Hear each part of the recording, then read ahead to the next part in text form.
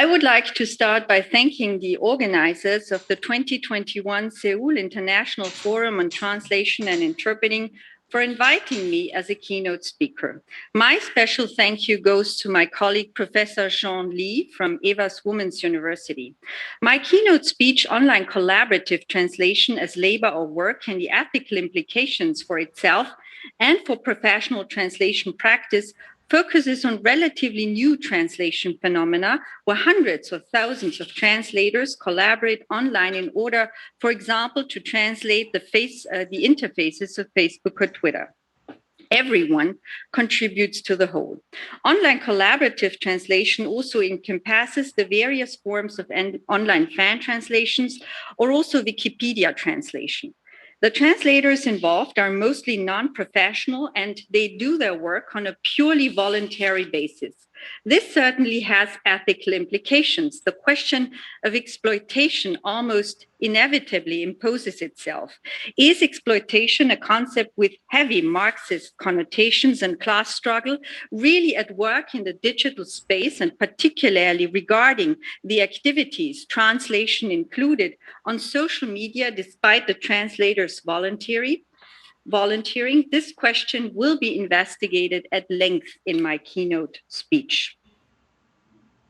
This presentation treats the various types of online collaborative translation as prototypical forms of transcultural communication. As in the case of collaborative translation, we have dozens, hundreds, or even thousands of mostly voluntary translators that collaboratively create a translation product that is consequently characterized by a huge degree of hybridity and diversity. Online collaborative translation, however, is not the only top-level concept or meta concept that can be found in the respective literature. There is a number of other competitor meta concepts such as community translation, social translation, etc. The use of online collaborative translation needs to be justified against the use of other top-level concepts first. The focus of the presentation will be on translation crowdsourcing for profit-oriented organizations, but it is important to place it in its larger context first. The English language is one of the very few languages that permits a differentiation between work and labor. The question arises if translation crowdsourcing counts as work, labor, or just fun. These concepts will directly lead to the concept and question of exploitation.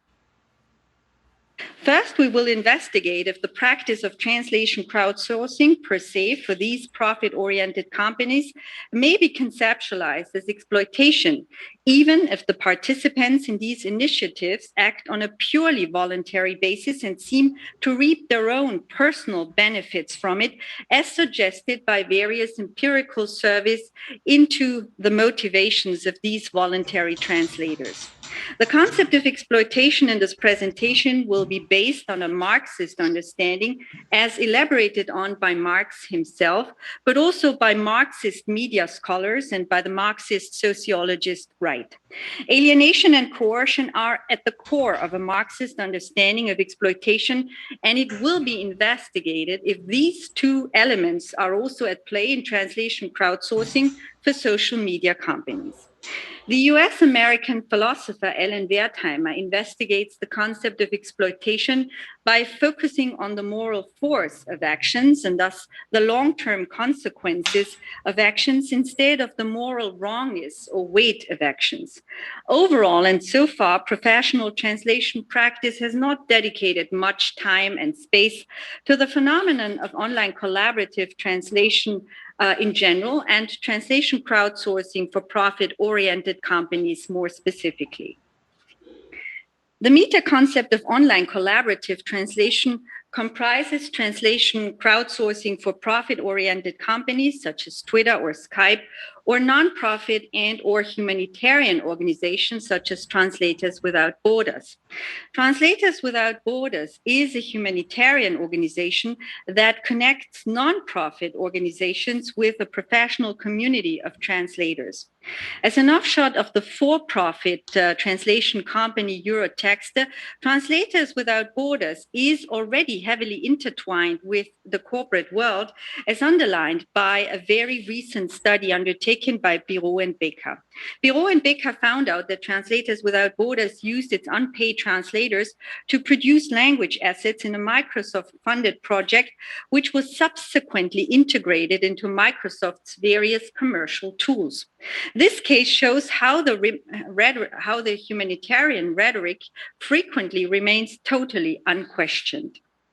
These initiatives of translation crowdsourcing are characterized by a top-down process, which means that these processes are managed by the organization which launches an explicit call for translation.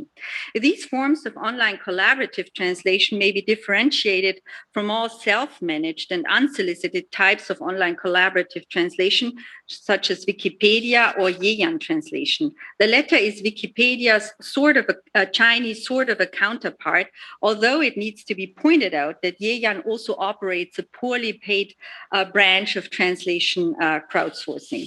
Further types of self-managed and unsolicited online collaborative translations are the various forms of online fan translations, such as the dubbing and subtitling of films or series by fans, or the scanning of comics, as well as the hacking and translation of video games.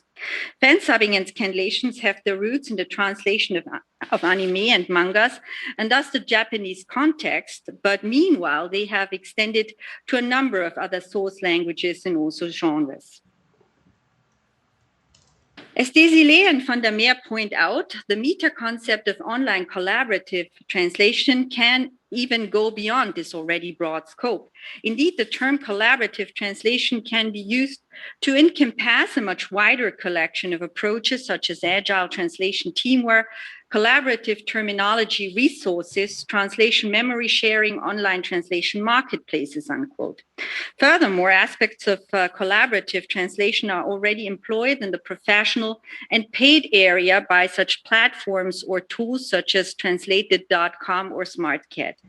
Translated.com allows its own translators, as well as the wider translation community on the internet, to collaborate on and share resources such as its CAT tool, MadeCat, or the online sharing of the translation memory, MyMemory.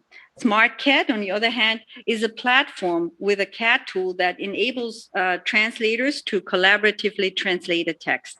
SmartCat rents the tool to agencies. Furthermore, SmartCat is a marketplace for freelance translators. I'm thanking my pre-doc assistant, Leandra Sitte, for having provided me with these two examples from the professional and paid area of translation.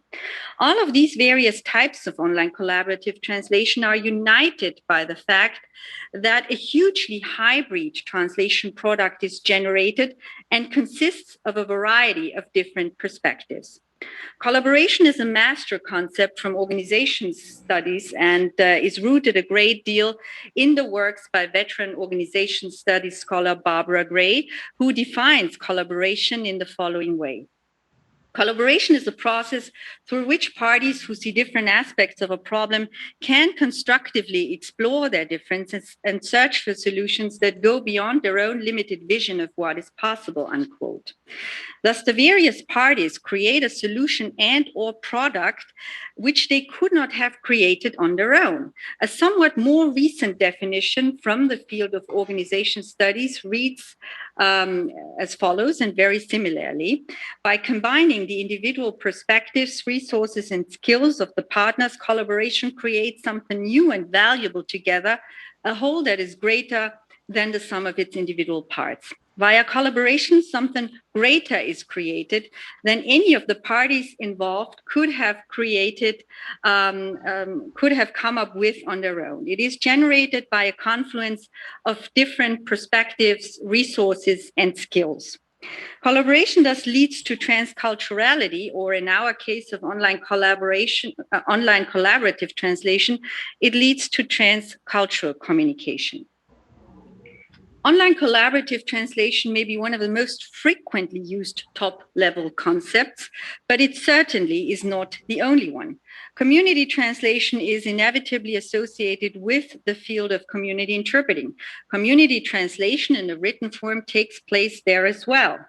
Furthermore, it is questionable if such large and anonymized groups of translators, as in the case of translation for Twitter or Facebook, which do not manage the translation process themselves, indeed perceive themselves as a community with an actual awareness and actual consciousness of we as a group.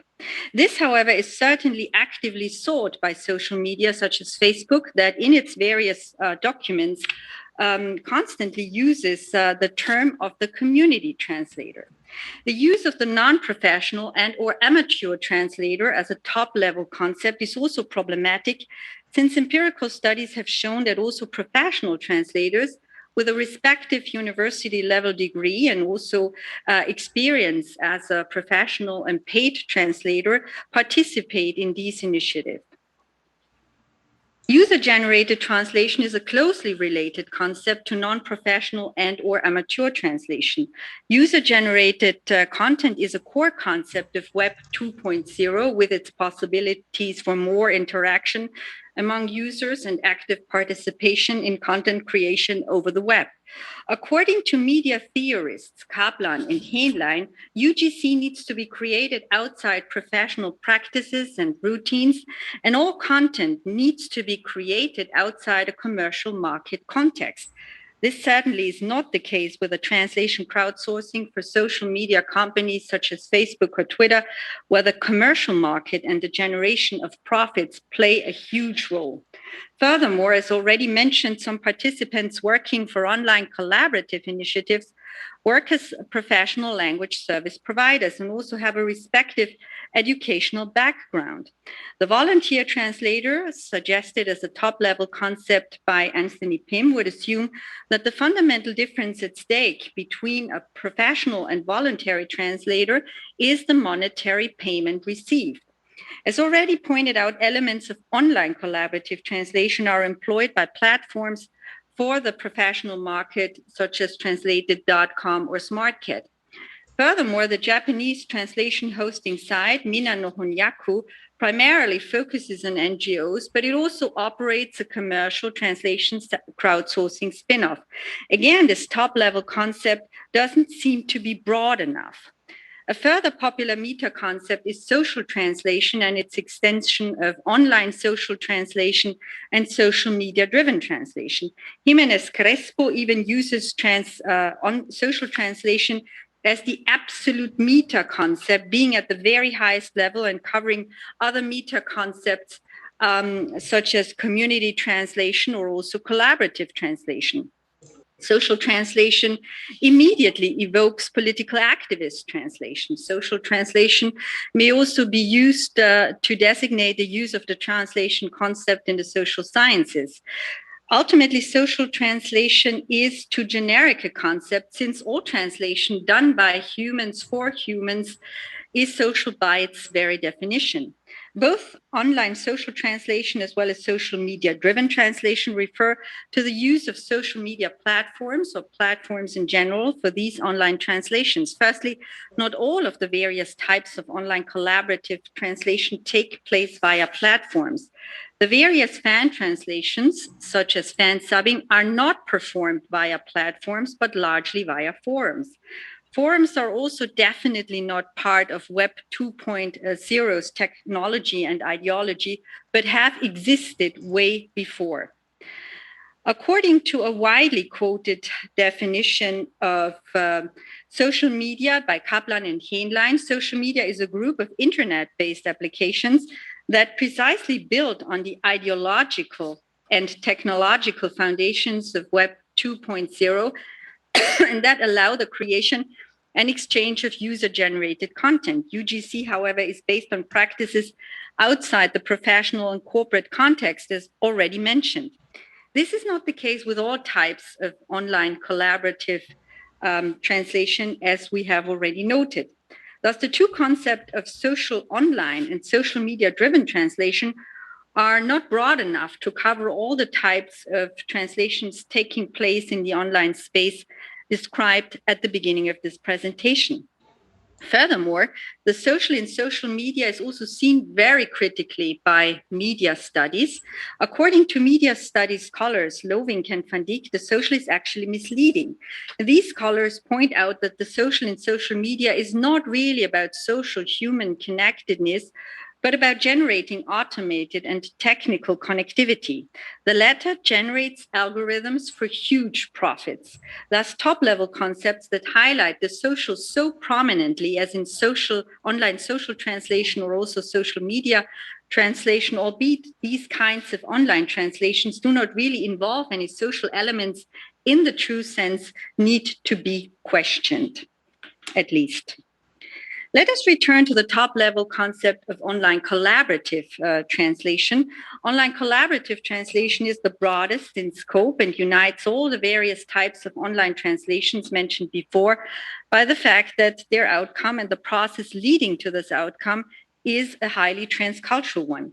The aspect of transculturality is a highly positive one under the premise, of course, that people and societies are open-minded, embracing diversity.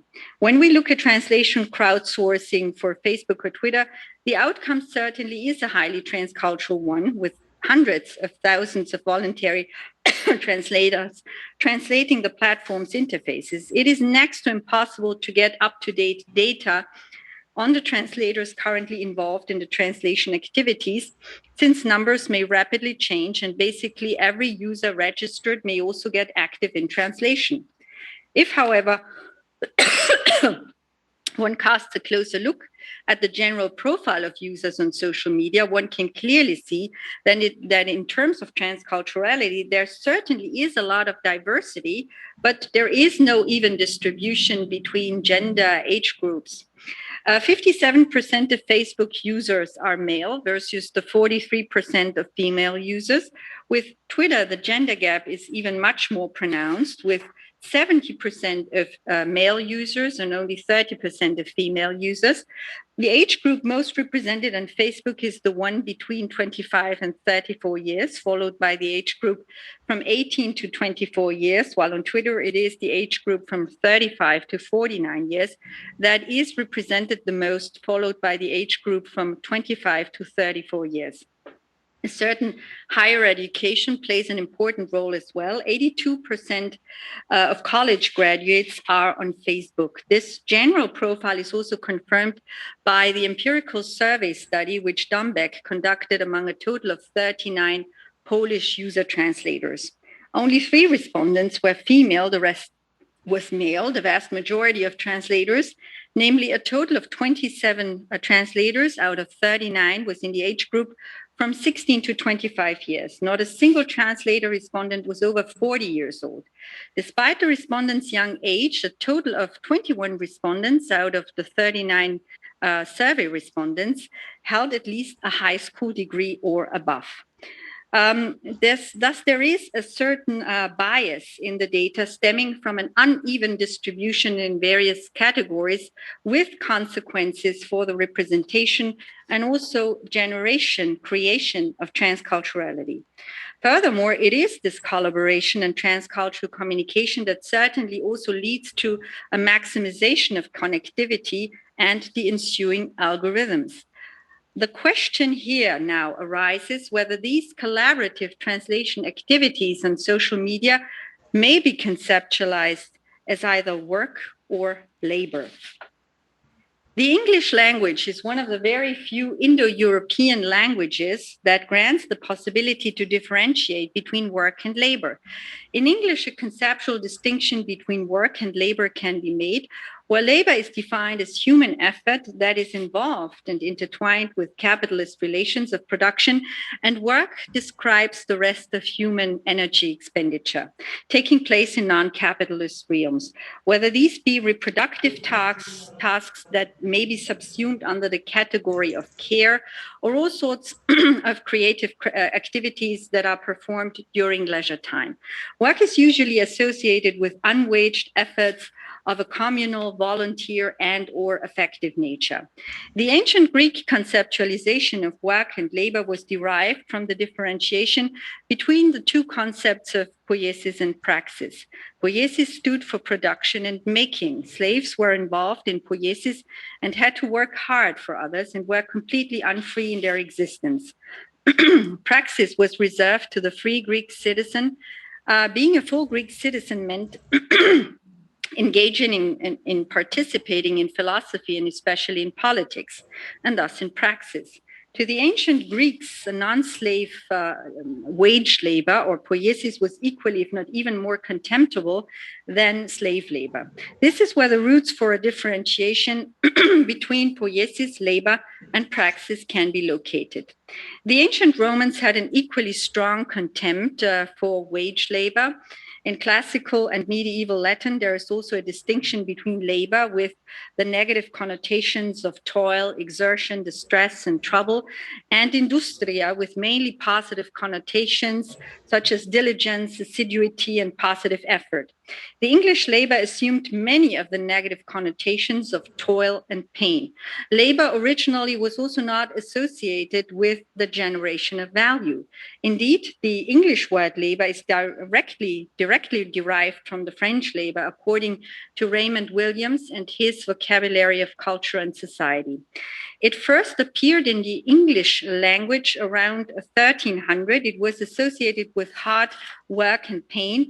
The concept work comes from the Old English work and is the broad notion of doing something. It was only in the 13th century, in the scholastic economy, that labor was seen as a possible explanation for value generation. Marx, in his labor theory of value, at times in his original German manuscripts, made a distinction between Arbeit and Werktätigkeit. Werktätigkeit is an anthropological feature of all society and therefore characterizes human being as working species being. Werktätigkeit, however, is a term that is hardly used in modern German any longer. Labor, according to Marx, labor theory of value produces surplus value that is produced by surplus labor that goes beyond the time necessary to satisfy basic human needs and or the production of the laborer's means of subsistence. Labor is appropriated and owned by a dominant class that exploits the creation of surplus. Labor thus creates alien property. Property in capitalist societies is dependent on alien labor, where the laborer has no control over the product of labor or the circumstances of production. Labor thus is productive inasmuch as it produces capital and or surplus value for the capitalist.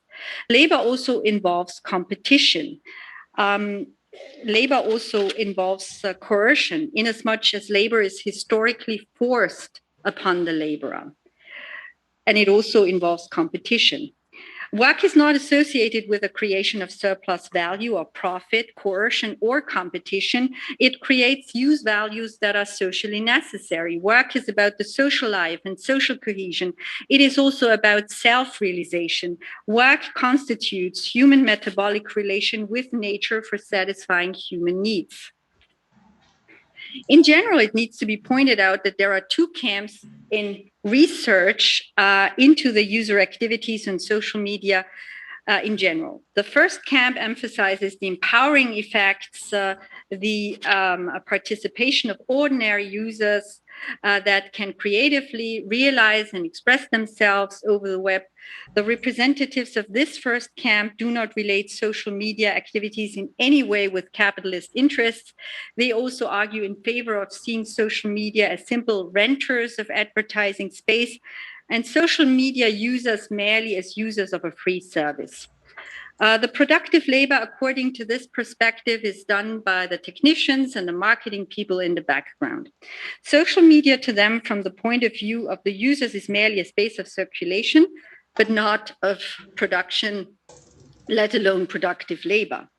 The second camp advocates for theorizing social media users as laborers. They argue against the notion of social media companies as simple renters of advertising space and social media users merely as users of a free service. Social media exploit user data as a commodity that is not a simply rented out commodity. A usual rented out good like a picture or a house doesn't need constant production and reproduction. Facebook, like many other social media platforms, depends on targeted advertising for its profit generation. It depends on the amount of time its users spend there. The more profile, browsing, communication behavior, content data the user generates, the better it is for the social media company. And they're selling the user data for targeted online advertising. This is even more true for users that do not just spend time on Facebook as a regular user, but also translate for free the interfaces of Facebook or Twitter, for which the companies could afford to pay professional translators if there were no willing and voluntary users. Regular social media users create two use values, of which one is a commodity that can be sold according to Fuchs. The first use value consists in the creation of data that is sold as a commodity and changed into exchange value, while the second use value consists in the generation of social relations and effects. Both use values are certainly interdependent. Both of these use values are certainly supported and reinforced by translation crowdsourcing. Via translation crowdsourcing, more data is generated via the translator's activities.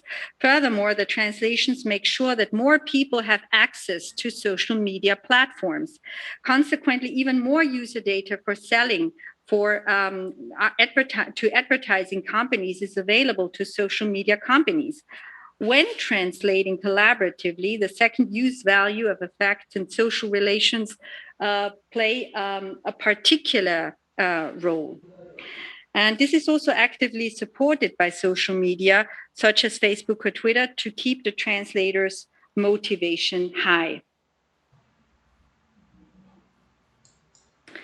Facebook or Twitter actively present themselves as a space for building social relations and for sharing with one's communities. As already pointed out in all its official documents, Facebook calls its translators community translators. For every language community, there is a special community site for exchanging information and advice on translation issues.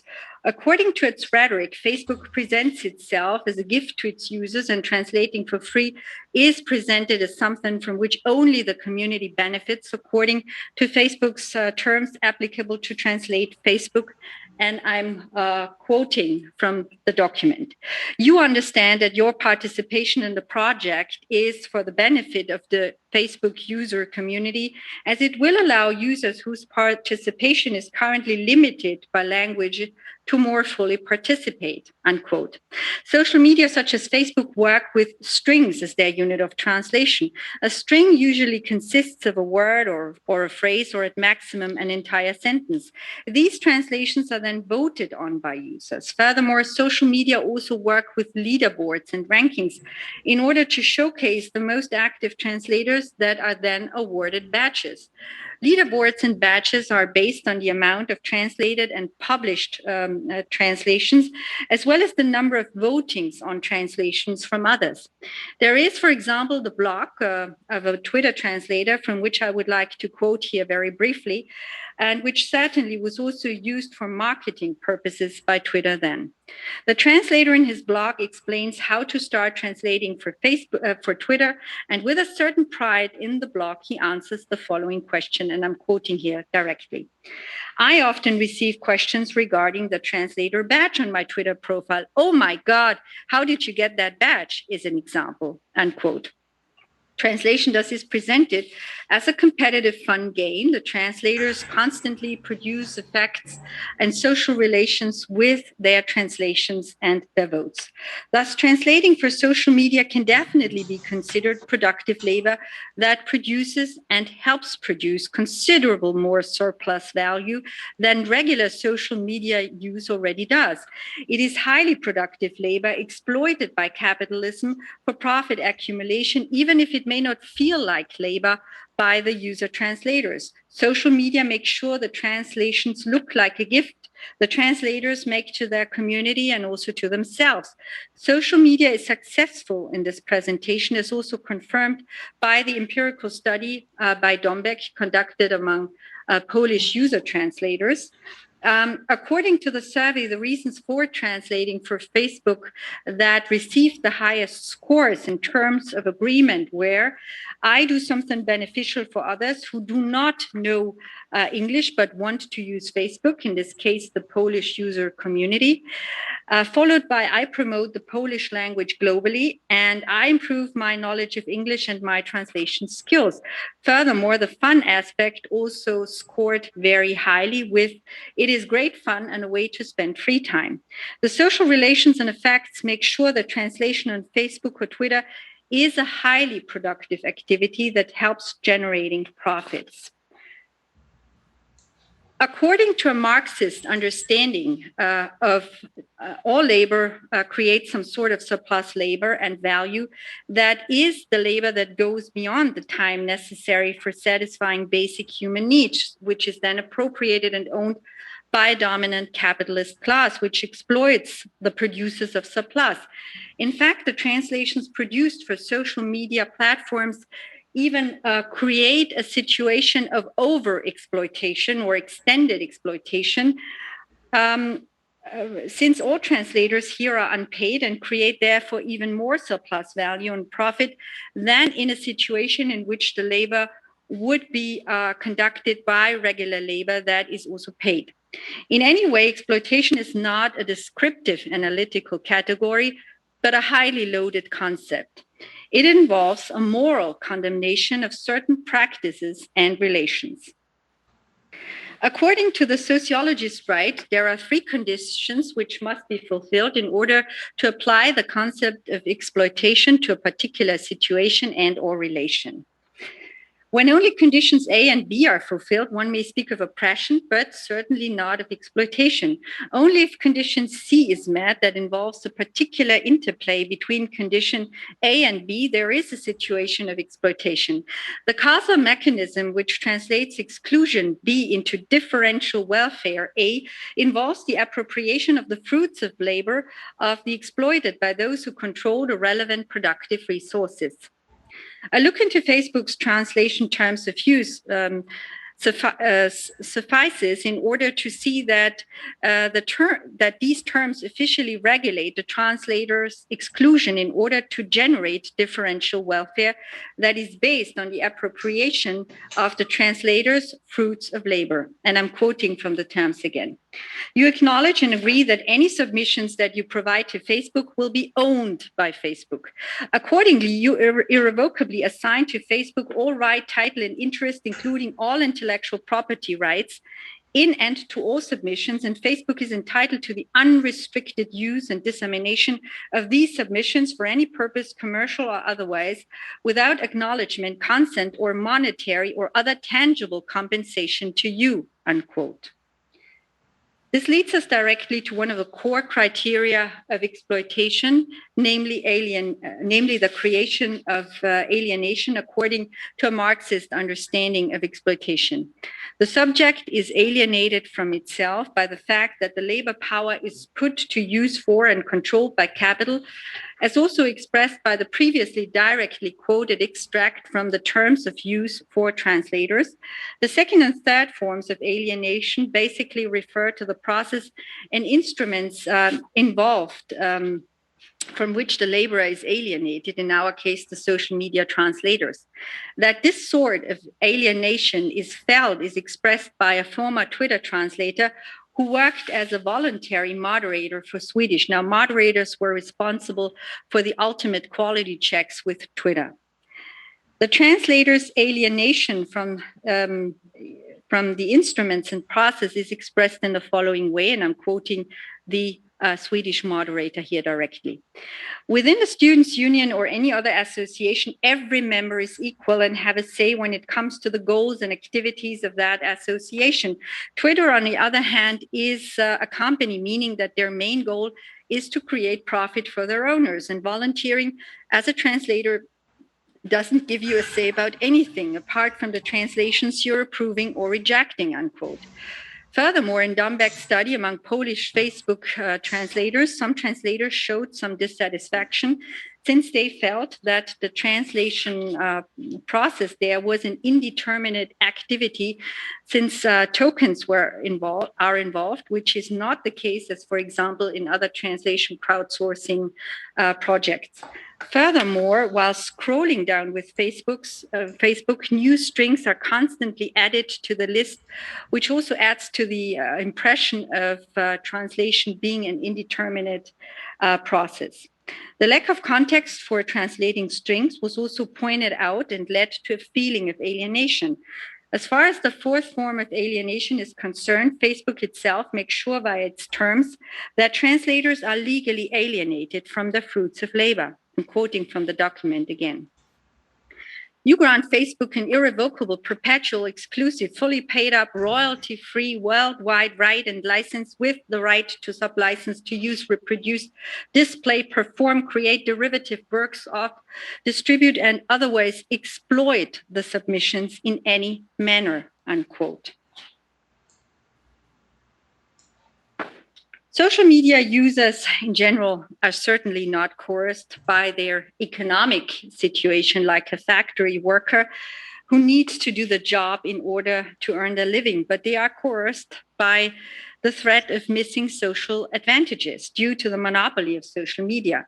There is, however, also a further coercion at work with the translation for certain social media. A former moderator of Twitter complained about a growing number of hard deadlines, which he got as a voluntary moderator. As such, as already pointed out, he was responsible for the ultimate quality checks with Twitter, and which strings got ultimately published. And I'm quoting the moderator directly. The whole point of having a crowdsourced translation is that it is a collective process that grows in a more or less organic manner. To be frank, too many and too sharp deadlines spoils the fun of it. I have enough deadlines in my job as a software engineer. If I wanted to feel the same way in my spare time, I'd just work longer hours, unquote. As a consequence of this, he quit. Despite some complaints for the overall majority, it seems to be a mutually beneficial transaction that they engage in with the profit-oriented companies. They are willing and motivated to contribute without any financial or material recompensation. A mutually advantageous and consensual exploitation, according to the US-American philosopher Wertheimer, is given when it can at least be plausibly maintained that the exploitee gains from and has voluntarily consented to the transaction or relationship. Both the exploiter as well as the exploitee are better off through the transaction than they were ex ante, although A gains definitely more than B does. This may be safely assumed for the hundreds of thousands of voluntary translators employed by social media platforms. Even if they are exploited and the various concepts and elements of exploitation fully apply to that situation, according to Wertheimer, their autonomy to decide to be exploited may also count. They have a right to do wrong, as Wertheimer puts it. This may certainly be true as long as they themselves are concerned only. But Wertheimer puts his focus not on the moral weight or wrongness of single actions, but their moral force, which is the consequences, also the long-term ones, these actions yield. This is done against the backdrop not of a deontological ethics, which puts its focus on a moral evaluation of ethics, of actions, but of a consequentialist ethics that emphasizes the consequences, also the long-term ones, of actions. The actions of these voluntary translators may not cause any harm to them, but they may potentially cause harm to a third party that has not consented to the transaction, but whose bargaining power may be severely compromised due to the transaction. Between A and B, or to quote Wertheimer directly, it may turn out on deeper examination that we regard some transactions as exploitative precisely because of their effects on third parties as distinguished from the parties to the transaction, unquote. The voluntary translators make definitely sure that professionals are not employed and paid in these translation crowdsourcing initiatives. Furthermore, their voluntary work done for these profit-oriented companies may lead to a downward spiral for the reputation and remuneration for the translation professions in general. Thus, the following direct quotation from Wertheimer summarizes everything very well. Allowing oneself to be exploited may be individually rational, but collectively self-defeating. Translation practice has not reacted a great deal to the phenomenon of online collaborative translation and translation crowdsourcing in particular. Furthermore, some of these reactions seem to be somewhat ill-informed. Zwischenberger surveyed a total of 4 professional associations from German-speaking countries, with the Austrian Association for Translators and Interpreters, Universitas Austria, as well as the 2 German associations, BDU and ATICOM, as well as the Swiss association ASTI. Furthermore, the international FIT as well as the American ATA were surveyed. In the last years, there have been 2 waves of reactions to translation crowdsourcing. The first wave came as a reaction to the advent of translation crowdsourcing for profit-oriented companies in 2009. A second wave of reactions to translation crowdsourcing can be observed for the years 2015 and 16, when FIT's position statement and the position paper on translation crowdsourcing were published, and the various associations made references to the documents. In its position paper, which was used as a reference by many other professional associations worldwide, FIT erroneously defines fan-subbing as translation crowdsourcing. Overall, there were 45 mentions by the professional associations in over a decade, from 2009 until today. By mentions, I mean either entire contributions, irrespective of their length. Usually they had a length of 1 to 4 pages on translation crowdsourcing, as well as single mentions in texts dedicated to other issues. The Austrian Universitas, as well as the German BDU, made a total of 17 mentions. The professional associations, particularly in the last 5 years, seem to have been concerned with machine translation. I conducted an analysis for the Austrian Universitas Austria, as well as the German BDU. Again, their journals, as well as their websites, were searched for how often they mentioned machine translation within the last over 5 years. So from 2015 until today, the result is a striking one. Within only slightly over 5 years, there were 155 mentions of machine translation made by only 2 associations surveyed. Professional associations seem to overlook that social media is not just the playground for translation crowdsourcing, but also for machine translation and its learning. Twitter cooperates with Google and Microsoft for the translation of tweets since 2017. Facebook also fully switched to neural machine translation for the translation of posts and comments in 2017.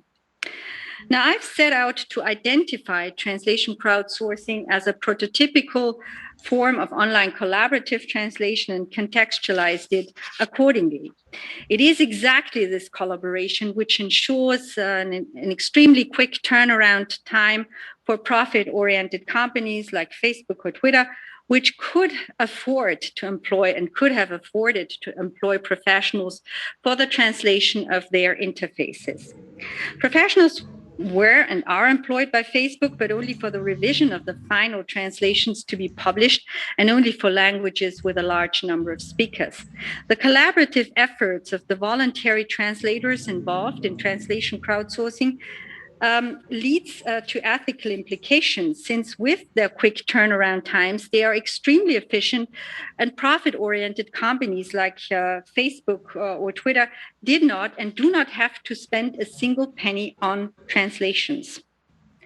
Translation for social media is thus a highly productive activity that creates ever new space for the recruitment of new users, and thus the potential for selling them as a data commodity for targeted online advertising. The activities of ordinary users, and especially the ones by translators, may be categorized as labor. Labor, according to the Marxist labor theory of value, is exploited by capitalism. It creates alien property inasmuch as the producers, and we've seen that, are distanced from what they create and have no control over it. In translation crowdsourcing, this is exactly what happens with the strings as the decontextualized unit of translation, which might eventually be published or not. The user translators are also alienated and excluded by the terms of use of the Translate Facebook app, which legally guarantees to Facebook that it is the only one to reap the fruits of labors created by the voluntary translators. With a presentation of translation as a competitive fun game and the translations as a gift to the respective communities of translators, Facebook tries to hide the elements of labor and exploitation involved for its user translators. Even if one opts for seeing the translation activities involved in social media as mutually advantageous exploitation, with both parties walking better off than they were ex ante, one party walks away way better off than the other one, though. One may always safely argue that exploitation is at play under all circumstances for these voluntary translators. However, one may argue that these translators have a right to do wrong when it comes to their own existence. This, however, doesn't apply to a third party which has not consented to a transaction, but which is potentially harmed by it. Under all circumstances, exploitation may be harmful here for the members of professional translation practice. The employment of unpaid professionals could lead to a further downward spiral for the professionals' remuneration and reputation. Furthermore, the translation of strings could lead to a banalization of an otherwise complicated translation process that is dependent on context under normal circumstances. Despite the many potential negative repercussions of translation crowdsourcing, translation practice has pretty much ignored the phenomenon. And especially in recent years, the focus has been on neural machine translation, which seems to be accompanied by an existential fear. Thereby, it has overlooked that social media have become a test bed not only for the employment of hundreds of thousands of voluntary translators, but also for machine translation. Translation practice would be well advised not to turn a blind eye on online collaborative translation, not to fight against it, but to advise its members how to live productively side by side with it. And with this appeal, I would like to finish my presentation. I would like to thank you very much for your attention.